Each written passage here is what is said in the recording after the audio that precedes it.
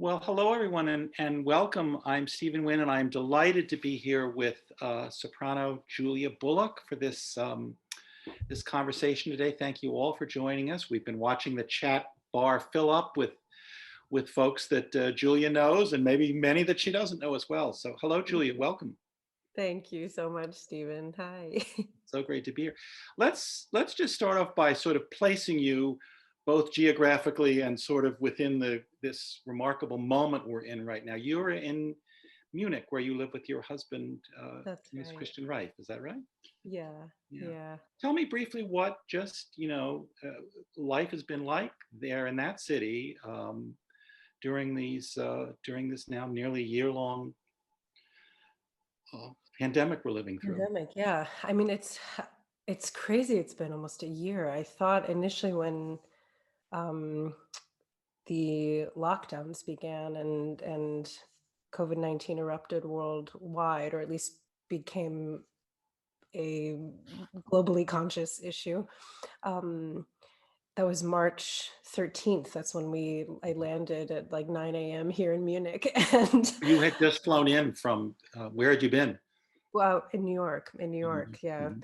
Um, yeah, I was supposed to be making a brief recording there. Um, and yes, I mean, we went into that initial lockdown, and everyone was very responsible. I felt, um, and honestly, when the spring and summer months began, although of course everyone was still being very cautious, um, things were starting to pick up, at least in the theaters and in the concert halls. Um, but I think that everyone is in agreement now that the government sort of waited too long to um, put restrictions, for firmer restrictions to keep people apart in private, even though a lot of research was done about the safety of actually, going to concerts, because there's so many, just safety precautions, health precautions that were taken by all of the theaters and concert halls. So it was a big disappointment to have everything closing again, but it's like, how do you, when you're engaging these sort of communal situations and, before concerts, after concerts, people are wanting to gather together. It's, those are those are the times when the virus, at least in Germany, seemed to be spreading, at least in terms of how they could track it. So it was a way to, um, limit the spread, which is where we are now. Well, you are someone who has pivoted and done a fair amount of work online. I'm thinking about the Tiny Desk concert you did and the Songs of Comfort, and of Yeah. course the amazing Through Line. One thing that has struck me in watching the work that you've done online is how uh, how self-possessed and present you seem to be. Talk to me about pivoting and doing work in your Hmm. living room as opposed to doing it in a concert hall. What's it been like for you as an artist to work in this very different medium and Yeah. dynamic of connecting? I mean, I'll be really honest. At the beginning of the pandemic, I did not feel prepared at all for this time. And because so much of my work up until this moment has been about sharing physical time and physical space with people, and um, feeding off of audience energy, and that feeling like this super vital, visceral, and essential thing. So trying to self-possessed, sorry, I'm just laughing at you using that word. I guess it does take a level of self-possession to stare at a camera and say, Or now, guts, maybe. now deliver and connect with yourself. I mean, that's um, there's, I would say, I think I become the obsession that I had in preparing so much material and trying to prepare it super well for live performance. That same sort of obsessive mindset went into recording. So I think it's definitely been a learning curve. I've learned a lot about just my singing voice, honestly. And also, I remember the first studio recording I ever made was of Dr. Atomic, of John Adams' Dr. Atomic. And I had a meeting with Renee Fleming about it because I was so nervous. And I asked her, like, well, what do I do? And how do I not waste time? And she said, just make choices explicit, make them quickly. It's not about being right or wrong, but they have to be super clear and yes, very just really explicit. So the character choices have to be have to resonate and register. And also I just have the purest vowels possible when you're singing. So I think that has at least in terms of trying to get a good quote unquote product, that has certainly guided my voice throughout this time. But then, just in considering what material to spend the time to lay down, whether it was just something at home with my husband, or these other virtual projects. Some of them, yes, being recorded at home, but other ones in a studio here in Munich. And I'm about to go back into the studio day after tomorrow for the Cal performances. No, actually for Soundbox recording with San Francisco. Yeah. And you're wanting to generate that same sort of direct delivery, and finding a way to be super open. I think that's one thing for sure, just with your face, and besides just the vocally, but being super open and available, because you can't rely on the vibrations in physical space, but it's like there is something that happens, I think, in terms of what is transmitted or what can be transmitted emotionally on video. And if you're not offering an intense emotional thing, I think it just kind of, it just falls flat, honestly. It just falls flat if you're not super available. Again, you don't have that audience there to kind of that feedback loop of the audience sort of giving back to you as you're giving to them. Feedback loop, that's the perfect way to explain it. Because I have done a few live concerts or live streams with orchestra, but then with no audience over these months. And, when you don't have a balance on either side of you, and you're just trying to, trying not to throw yourself completely forward and giving something, it's like you don't have anything to counter against. So I love that feedback loop. It's a perfect way to put it, because it is an exchange of energy for sure. You mentioned, just in talking about this, it's such a fascinating subject, quite apart from the pandemic, about sort of technical choices that you make in a recording studio or in a setting like this that are different. Are there things that you're doing consciously different with your voice that you wouldn't, that are? I think I'm singing better, honestly. I'm not pushing my instrument as hard. It was, sorry, I'm I'm falling back on this conversation I had with Renee's, those few years ago. And she also said it wasn't until my mid to late 30s, like, that I really just started to trust my voice and let it do what it does naturally. And instead of trying to drive it into directions it didn't actually want to go. And I am starting to, it really frustrated me when she said that, because it's like, what, I have to wait till I'm 30, 36, 37 to trust myself, to trust my instrument. But I know just every month, every year that has passed, even just since I've, started out professionally, but certainly like every month over this time, it's like, oh, right, I can just chill and be and let my voice naturally resonate as it wants to. And yes, I honestly, I hope the transition of going back to live performance is going to be really interesting. Whenever that will be. I mean, it keeps getting pushed back and back and back, doesn't it? Mm. Well, I mean, just again, just holding on to your voice a little bit here, you've had some technical difficulties with your voice over the years. Mhm. I know you've spoken about this gag problem that you had at some point. Is overcoming those things or dealing with those things, do you think that's made you a more conscious of your instrument in some ways than if you hadn't had some of those difficulties? I'm I think every singer is hyper conscious of their voice and instrument. Um, I'm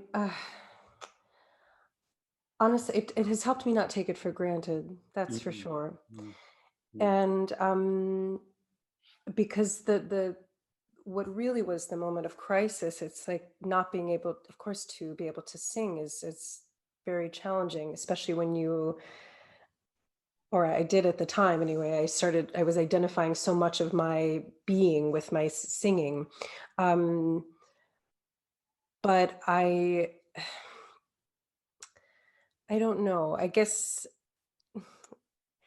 yeah, I can't say it has made me care more, but um, yeah, not sure how to answer that. I guess maybe because I still struggle with it a bit, but it's like not being able to communicate. That was the real fear. It's like not being able to speak mm, was mm. for sometimes hours at a time, or feeling like my body was really turning against me. And Rebelling it was so, against. it was so frustrating because like there was nothing physically wrong. I mean, I went to the ENT, everything was very, very healthy. It was just this psychosomatic gagging and gripping. Um, but sorry, just going back to Renee Fleming. um, Important I, conversation. yeah, no, it was, yeah, I've had some really, really good chats with her. And, of course, she just said, I'm sorry, you're really struggling with this, but you have to know that if you want to recover, you're going to recover. Um, and again, every single artist hits a moment of crisis. Every single human being hits moments of crisis over the course of their lives. And the thing you have to determine is how you're going to heal from it, when you're going to heal from it, and if you're going to be honest with yourself, about how serious the problem is and where it's rooted. So yeah, all of that is challenging and ongoing. It's an ongoing process. But um, yeah, gosh, losing an ability to communicate or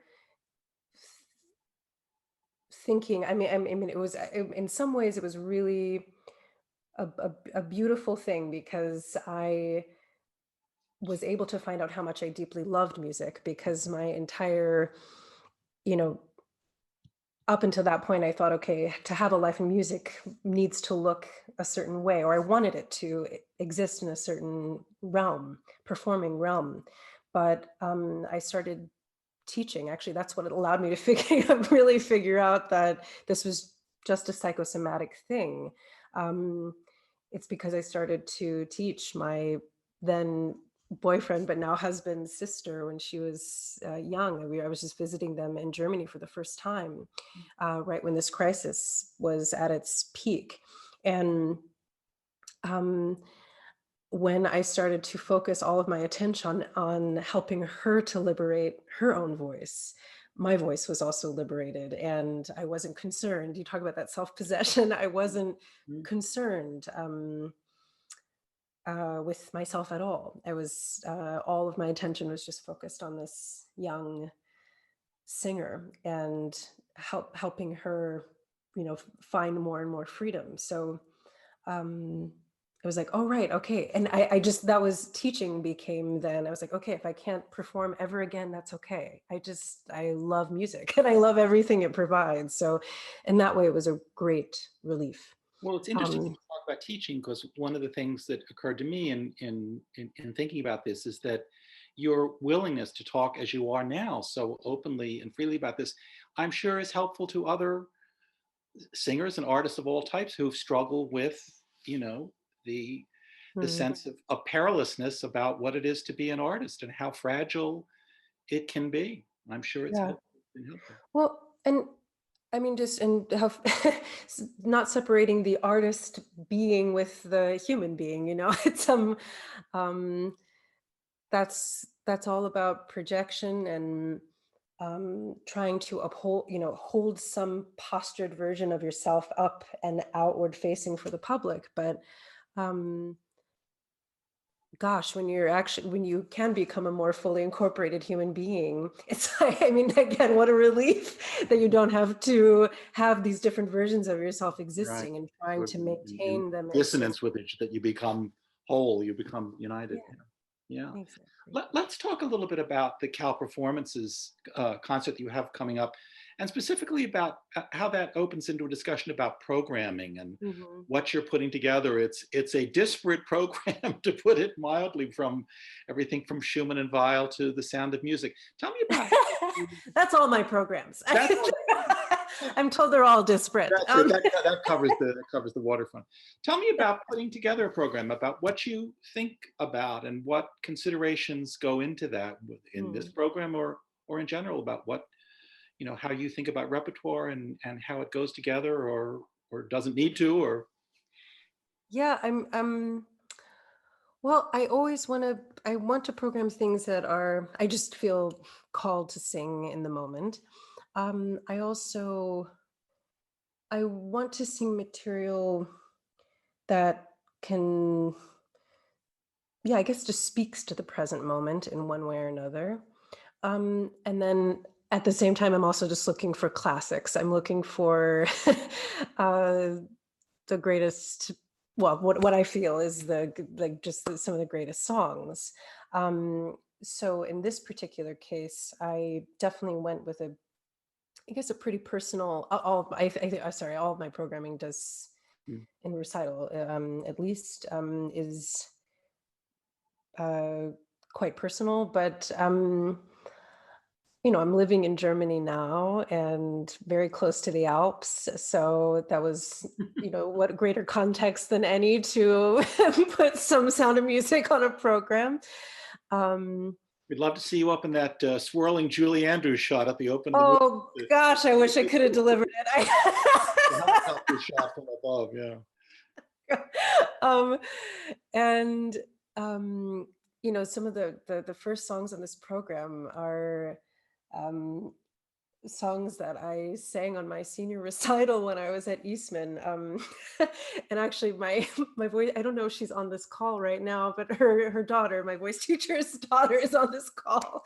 Um, and these very special songs by Hugo Wolf, and they are tender and they talk about the precious things in life. And you know, the incredible thing with Hugo Wolf is that within a 1 or 2 page song he opens entire worlds. Mhm. And but he also offers, I mean, there's some other repertoire that he does that is just immense and full scale.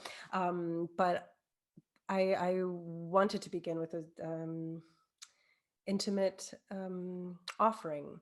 And you know, that's anyway, that's how we wanted to begin this program, just with German and American music.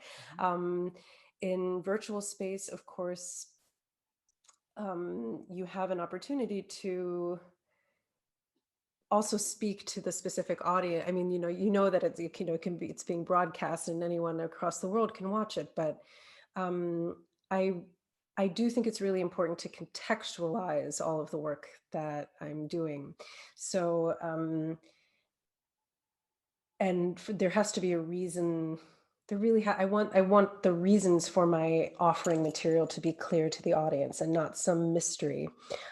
So in this context, in, you know, trying to find material about California, I mean, there were a lot of different ways that could have gone, but the most present in my mind was singing John Adams's music with this opera, which is based on Californian history and features these historic Californian women. So you'll be singing something from Girls of the Golden West. Girls of the Golden West, correct. So yeah, and Kurt Weill in this program, you know, he was displaced. He immigrated from Germany to the United States during World War II with his wife Lotte Lenya, and you know, in some ways I'm doing the exact opposite.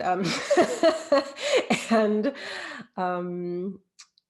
yeah, I just, his music, I mean, he, and also just the way that the stories that he wanted to tell, and the means through which he told.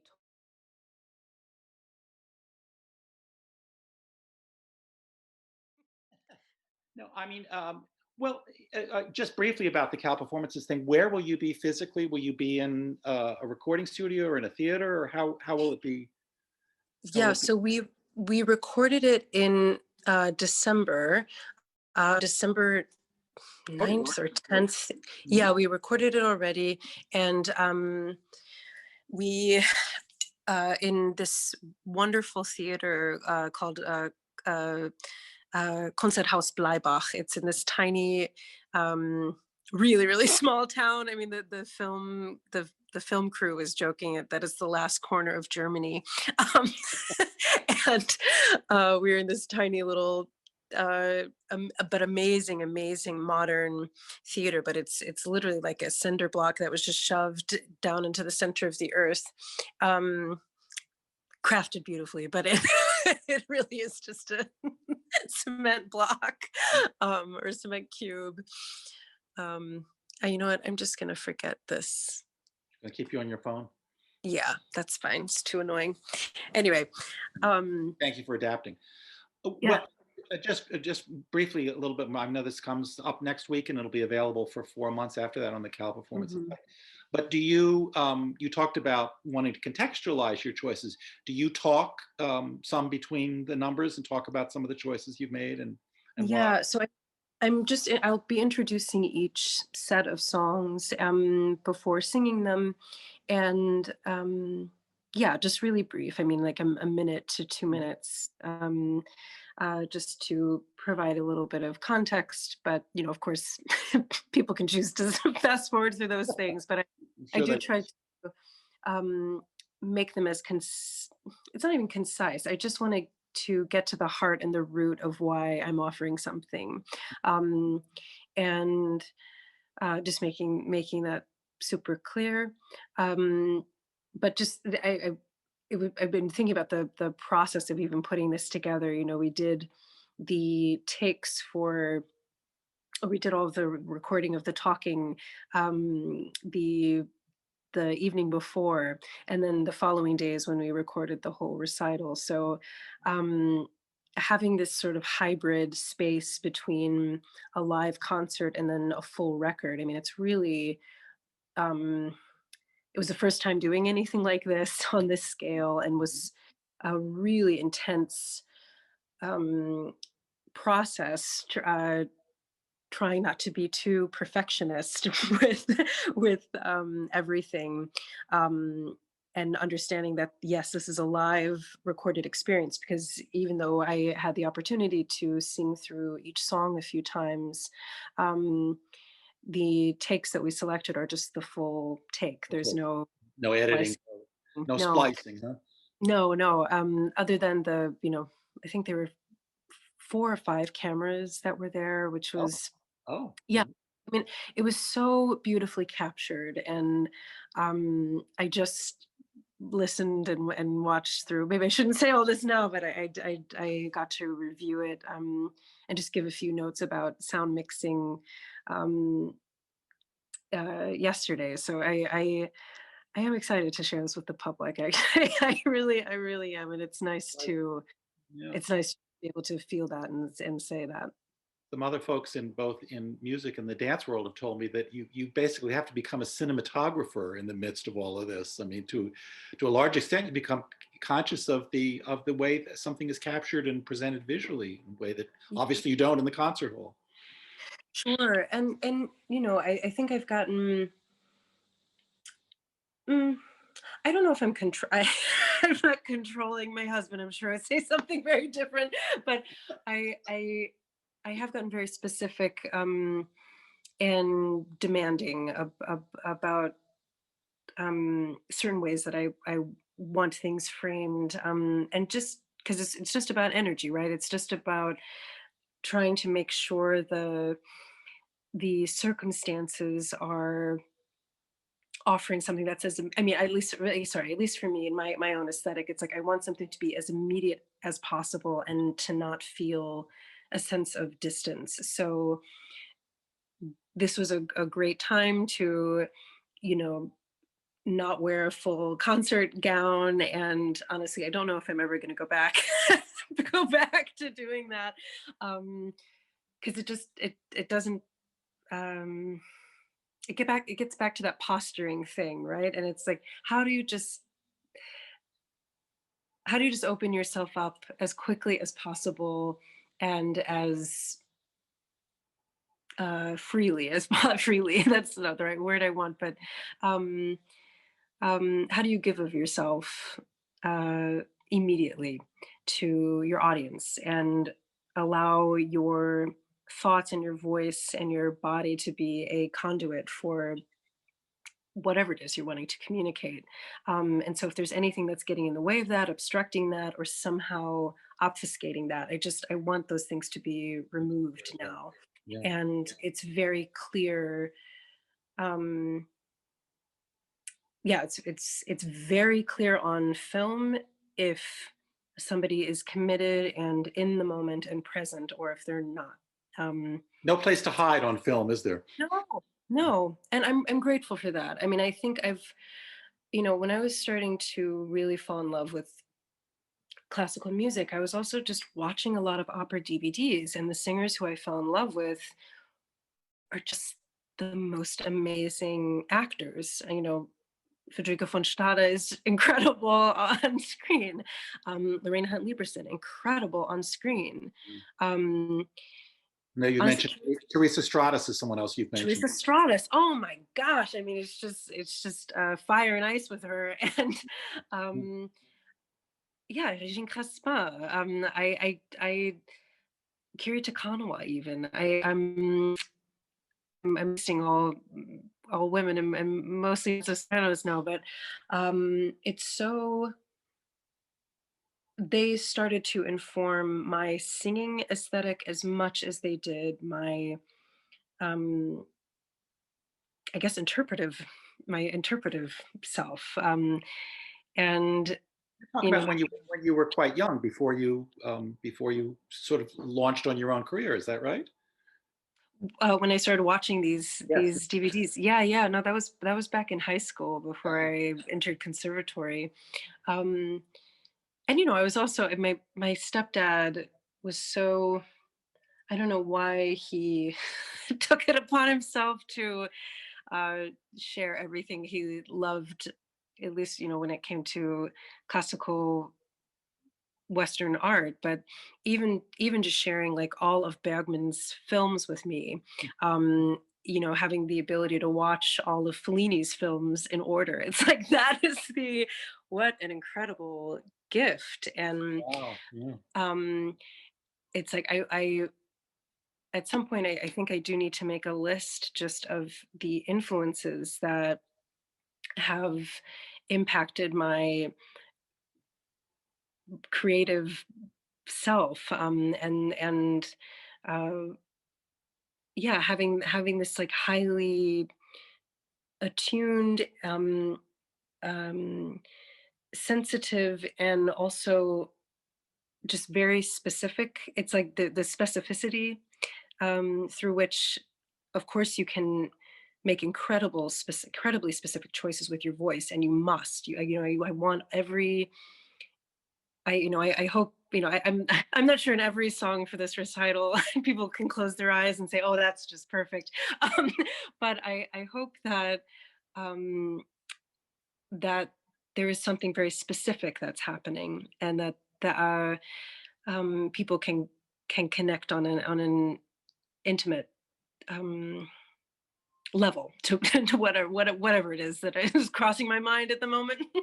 Well, certainly back to that, amazing education you had. There can't be a lot of stepdads in St. Louis or anywhere who were showing the Fellini films and Bergman films and opera DVDs. That's remarkable. But let me just pull in a question. Someone is asking, Julia, can you speak to any non-European influences you may have had or have on your work? I think it's an interesting thought from one of our from, let's see who it is. It's from Joy Smith Padilla to you, if that's someone naming. Oh, them. But anyway, the question is fascinating. Yeah. I mean, so I didn't grow up with classical music at all, other than Peter and the Wolf. I came to performing through dance, and I guess through wanting to embody music through dance. And at the same time that, my stepdad was, and my mother also were just sharing, and my biological father as well, all of these amazing jazz records, incredible psychedelic music, rock music, and I I think I've always responded to these sort of inimitable voices. So Nina Simone, Jimi Hendrix, Billie Holiday, um, Ella Fitzgerald. I mean, she didn't capture me in the same way that like Billie and Nina did. Um, but the virtuosity also, like virtuosity is something that I value very much. And I think regardless of the genre anyone is performing in, that's something um, that's kind of what makes somebody a um, an artist that is just undeniably, undeniable in their gifts. Um,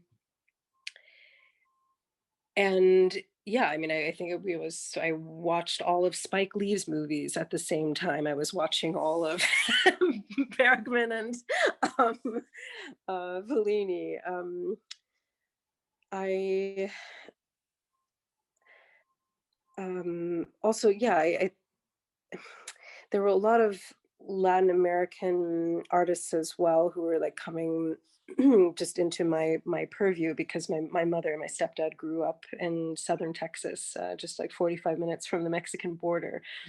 Um, so I it's my voice teacher is now on this call, and she and I've um, talked about this a lot, and I've talked about this publicly a lot, and it's so interesting. When I went to music school, within the first few weeks, my voice teacher compared me to Josephine Baker, and um, it sort of sent me on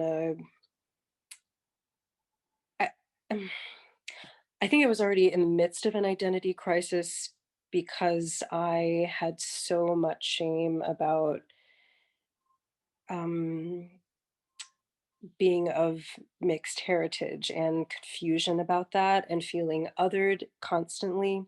And the comparison that she made was, because it troubled me so much, that's what really started leading me towards self-guided research when it came to music. And it took me almost 7 years, no more, oh my God, I think it was almost 10 years before I was able to program anything around Josephine Baker. But in the midst of all of that, I was starting to research a lot of other composers, other poets, and um, um, beginning to, again, in this contextualization, figure out like, what was I starting to deny any part of my identity by choosing to go into a field that was predominantly run by um, white people, and run by, sung by, um, listened to,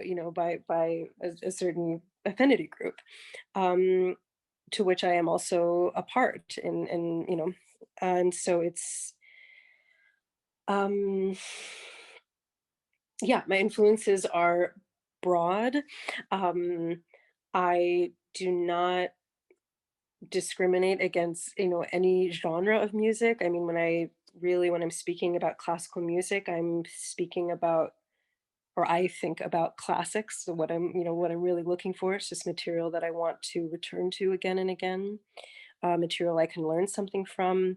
And the choice then to program something, sing something, spend time returning to something, it is always accompanied with this very serious line of inquiry, um, because I I do not just want to be running around in aimless circles. Um, I if I'm spending energy, um, investing in anything, especially if it's work and words that are not I did not write, but they're things that I'm interpreting. That's giving myself over to something, and the yes, political, social, um, psychological, uh, contextualizing. It's really it is important, and it's sorry, I'm just not just riffing on this, Great riffing. but I remember in the first recital program that I put together for this my yeah, I guess my first tour, in the US in 2014, which is the first time that I programmed these Josephine Baker songs. And in that entire second half, it was devoted to uh, talking about the objectification, exoticism, and demoralization of Black women in particular. And so it ended with civil rights songs, spirituals, and I remember I said to, I mean, I was very supported by the agency I was with at the time, Young Concert Artists, but one of the managers there, I said, well, I want to make sure that the music I'm singing is registering and resonating outside of the concert hall. Mm. And she just looked at, she's like, well, why do you care about that? What are you even saying? Why do you even care about that? Mm. And I really started to doubt. I was like, oh, is my statement not clear? It's like, is the idea itself not clear enough? And it actually, no, it wasn't. It was very, very clear. And I think that's still what I do, but I had to find another language to use um, to express why I was programming in a certain way, and why the inquiry I was doing internally, you know, when speaking about sharing of yourself very personally on stage, um, that that the processing and using my platform to share something that I was personally questioning and curious and challenged by, um, and also knowing that the world was still confused, challenged, conflicted, and bound by racism and white supremacy and oppression. And it's like, okay, how do you begin a conversation? How do you invite a conversation into a concert hall with people who do not, if they choose to, have to think about any of these topics? How do you open a conversation about that? How do you hold them in the conversation? And I think honestly, because I do have white heritage within me, it's like it was a personal responsibility that I took upon myself. And um, one shift that has happened more recently, I don't know, I guess I feel like it is my responsibility to continue having that conversation and finding ways to engage in that conversation with people who are maybe not ready, or have not ready, just haven't begun thinking about it. But I'm also just starting to get very impatient and tired. So, and I don't know if it's any more my job to find the easiest way to invite this conversation. It's like, um, I don't know if I'm in that place anymore. So the craft of programming things, the choices that I make for material that I want to share, um, it's not locked in any one place. The influences in my life, I don't abandon or deny any of them. And I hope that there'll be, yeah, maybe I'll just stop there.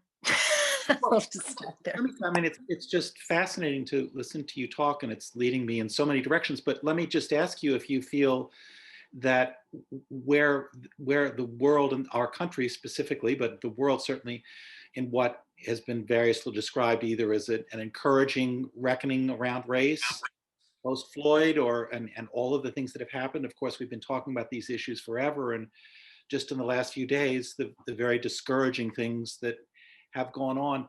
Do you think the kind of things that you've talked about are going to make people more receptive, more aware, both in the music business and out in the audience, to the kinds of things that you're talking about, or are you? Has there been a level of discouragement in the midst of what's going on in the last year here publicly or so? Um, in terms of the audience, it's nothing but encouragement and excitement and investment. That's what I see, and legitimate engagement. When it comes to some of these institutions,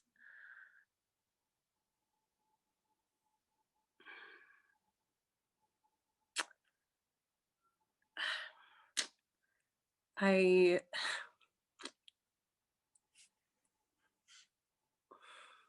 sorry, it's late at night here. I'm tired.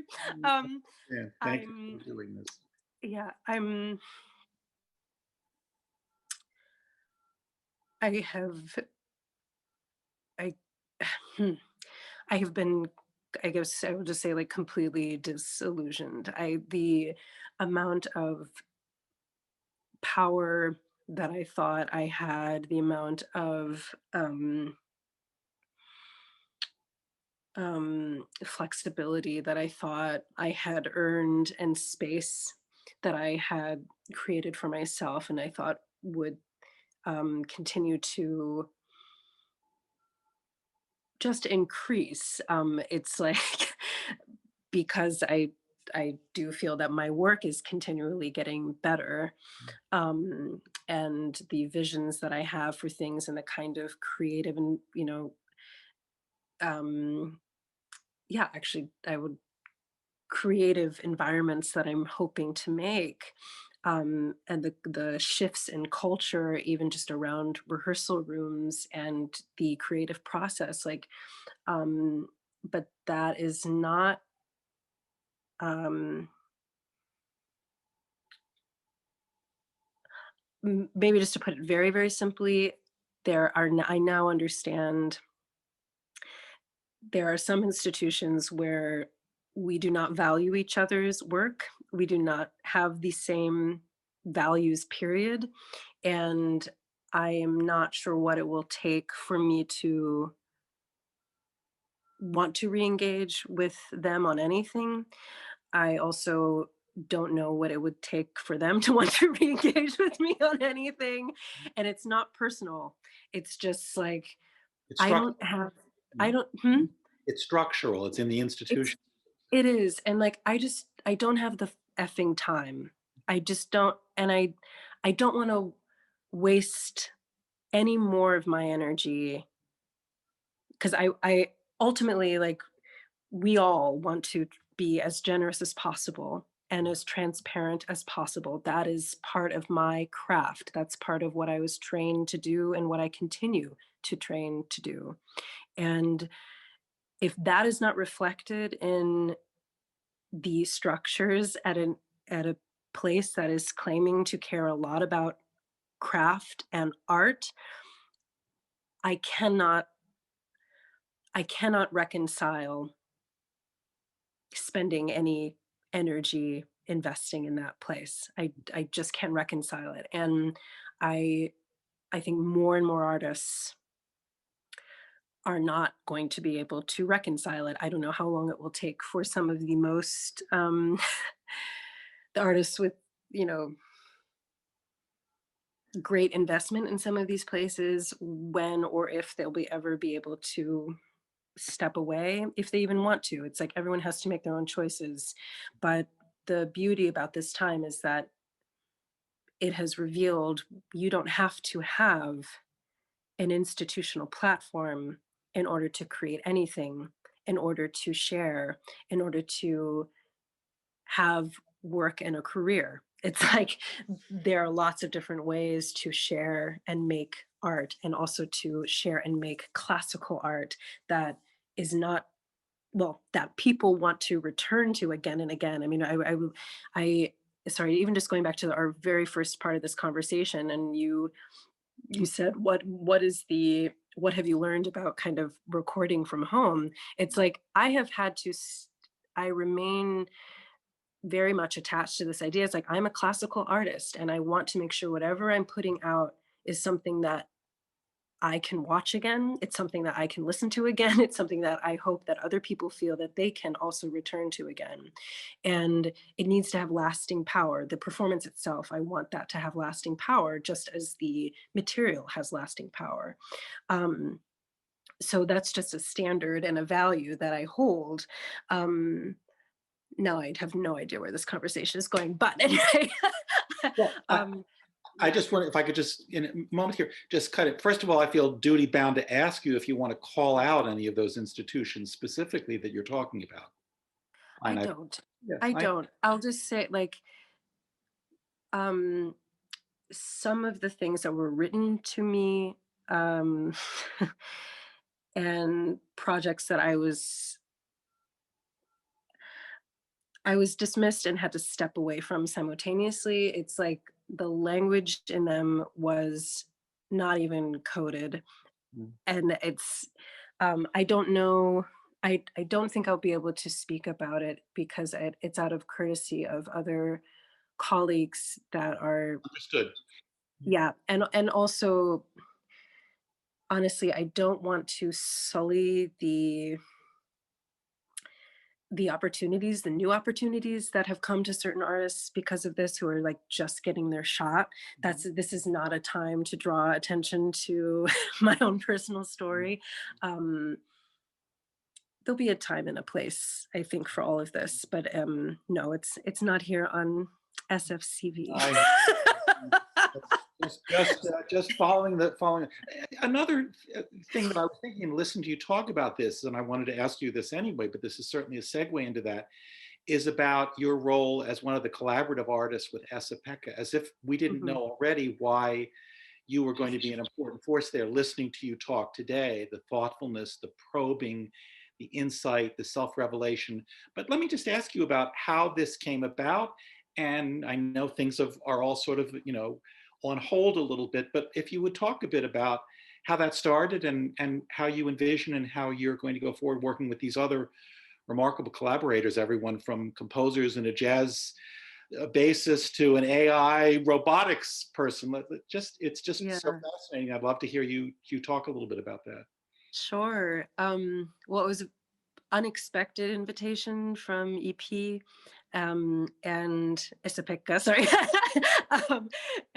Just so everyone knows what we're talking about the SF Symphony, of course, here in Esa-Pekka's assembling of these collaborative artists, of which you were one. Correct.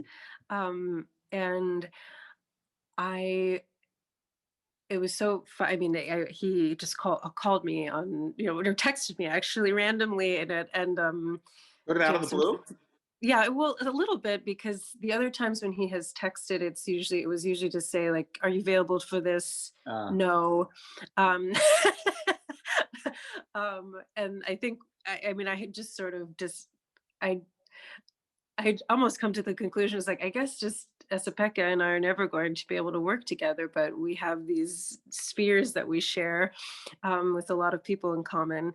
Um, so yeah, it did feel very much out of the blue, the invitation, and I was so excited to accept it, even though I had no idea really what we were going to make or how it was going to work. But um and even now it's this, I yeah, I still, I mean, we are all still just wanting to spend some more time with each other, because I think it's very hard when you're each have your own sort of artistic or creative. I'll open that word up, actually, just because it's not mm, just mm, artists on this, but creative paths. It's very hard to know how you're going to influence each other's work until you spent some time and can just sense each other out. But uh, the few new collaborative projects that have come out of it that are even unrelated to San Francisco, just because of associations now with each other or an awareness of each other's work, it's like, that is so cool, and again, unexpected. So I think there's some music that I or ways of making and sharing music that I have not even fully conceived of yet. um, and even just thinking of AI, not a and the different means through which to transmit some of this material, be it recorded or otherwise. It's like, it is a very, it's a it's so cool to just be to open my the network that I'm now a part of, and to not become, siloed in my own artistic creative world, but for that to, continue expanding. It's yeah, we'll see what all comes of it, but have you all met in person before the pandemic, and have you continued to no. meet at all during this period? No, we've had a few, yeah, just phone calls, and I mean, I've had a lot of just, yeah, again, texting and one-on-one sort of exchanges with people, but um yeah, and a few people I knew very well before we were even all invited to be together for this, like Claire Chase and Nico. Mhm. Um so yeah, but it's like meeting Nick Bertel is like the coolest thing in the world. And I mean, I respect all of the work that he has done and the people with whom he is associated and works. So um like that's just very cool. Anyway, I'm psyched. I'm psyched for the future I mean, maybe with San Throughline was a Francisco. little bit of a kind of a teaser of what might lie ahead. I Yes, yes. And I um again, there was these little tiny snapshots, right? And but um it was just cool to even just share this one project together, even though we were all very much Yeah. just doing our own small part and left it up to the incredible audio and visual team in San Francisco. I mean, they really have a neat production department there It that's was continuing magical. to. It really was. It worked beautifully. Yeah. Yeah. Yeah. So even in thinking about Soundbox and creating an audio and visual album, um, I'm again just very, very excited that what was going to be the a part of my artist residency under Michael Tilson Thomas, um, is now part of this sort of media house creation with Esa-Pekka, the new musical director. So um, yeah, it's cool. I love how fluid it is. Well, everybody has to be nimble, and you certainly have been in terms of adapting to what's going on. Mm. Listen, we're going a little past because of Oh, our unscheduled intermission. We'll go, if you don't mind, going just a little bit farther. but I just wanted, just what I'm seeing in the chat box, I don't know if you can see it, but it's spilling over with love and admiration for you, not only in general, but for how forthcoming you've been today, which I'm sure everyone who's listening appreciates, and I certainly do. It's just been a fabulous conversation. I do want to pick up on something that you said in a conversation with Renee Fleming about preparing for roles, which I found really interesting, that you valued solitude as being an important part of preparing for a role, and that taking in too much input can be dangerous. And I just found that so fascinating. I wonder if you would sort of expand on that a bit, and if that's something still still very present for you. Hmm. Um,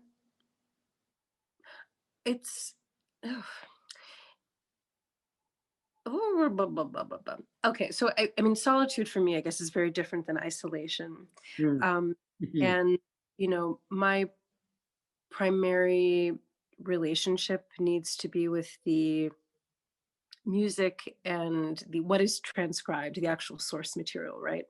Um, and to have a close relationship with like the words as they exist independent from the music, that feels really important because of course the words were created by a human being who is trying to transmit and communicate something very specific about, usually it's something a very intense um, human experience.